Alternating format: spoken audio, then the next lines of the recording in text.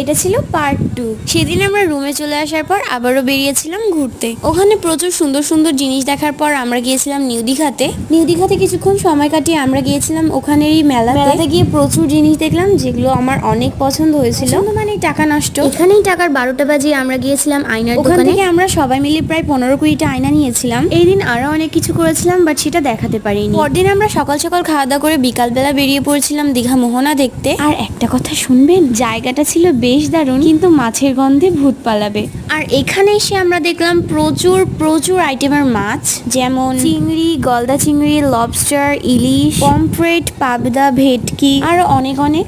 আমি তো আর সব মাছের নাম জানি না, তাই আর বলতে পারলাম না। আর বাবা পাথরের মধ্যে এই মাছটা পেয়েছিল। এই মাছটার নাম কি আপনারা জানলে কমেন্ট করে জানাবেন। তারপর আমরা গিয়েছিলাম মন্দারমণি, তাজপুর আর শঙ্করপুর। আসার পথে সিনেমার শুটিং দেখে বাড়িতে চলে আসলাম।